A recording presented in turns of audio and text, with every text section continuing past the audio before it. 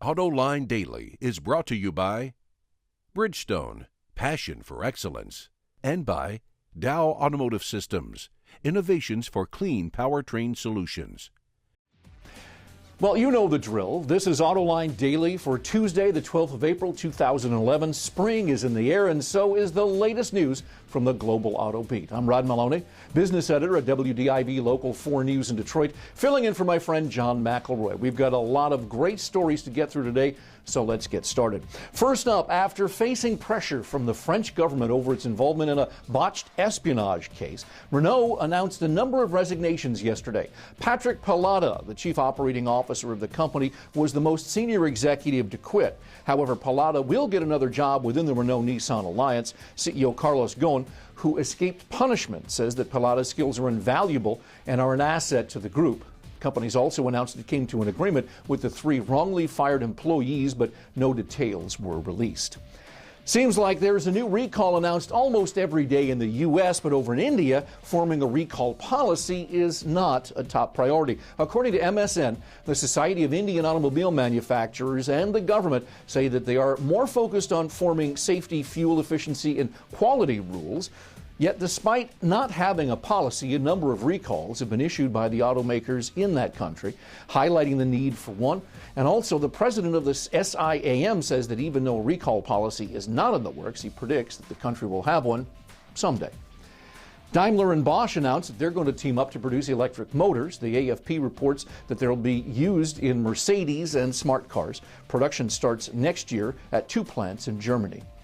Fiat is meeting its goals for Chrysler. The Wall Street Journal reports the Italian automaker just met 2 U.S. government-mandated requirements regarding the partnership. This automatically boosted its stake in the company from 25% to 30%.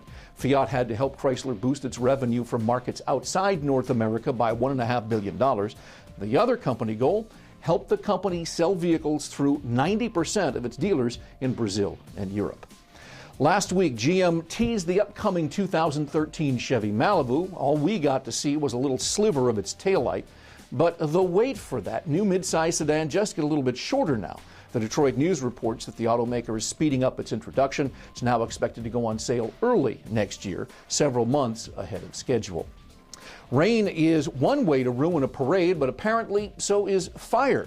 According to NBC News out of Washington, D.C., a Dodge Durango was towing a float through the city when smoke erupted from its engine compartment. A guy named Eddie Finley, who was in the crowd, shot some video of the conflagration and posted it on the web.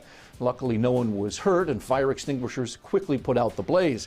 After a 15-minute delay, the Cherry Blossom Parade continued. No word yet on what caused that fire. Shockingly, in related Chrysler news, China has suspended sales of the Jeep Wrangler over a potential fire hazard. CarNewsChina.com reports investigators are blaming the truck's automatic transmission for the apparent issue.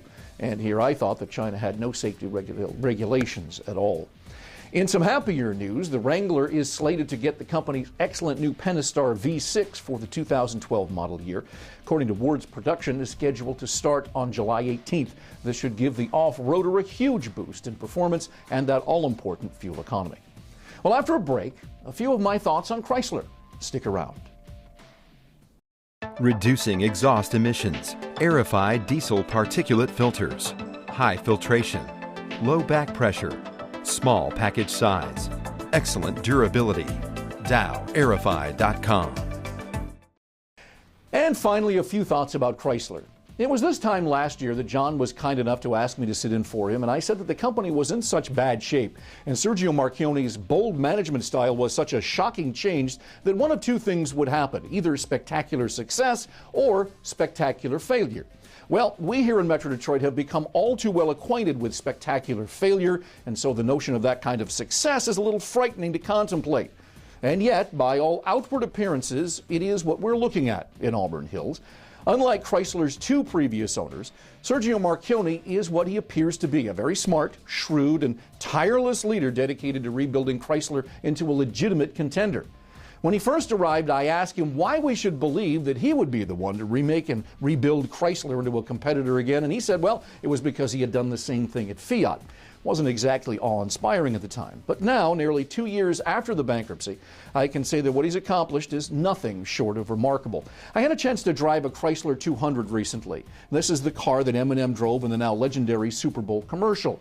If all Marchione had done was keep Chrysler alive long enough to make a commercial mentioned in the same breath with the Apple 1984 Super Bowl ad, you might say that he'd accomplished more than Daimler and Cerberus ever did with Chrysler. But in the auto industry, we all know it's about the product. That remade Sebring had a very nicely upgraded interior, and it drove a far cry better than the one that became the laughing stock of the entire industry. Then look at the execution of the Jeep Grand Cherokee, and you begin to believe Chrysler does have a bright future.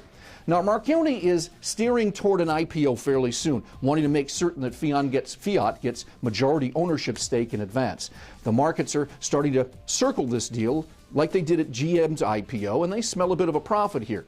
All of a sudden, we have a legitimate car company in Auburn Hills again. Marchione succeeds, and so does Metro Detroit. That's a surprisingly spectacular success that we could have only dreamt about 2 years ago, and one we here are especially grateful to see.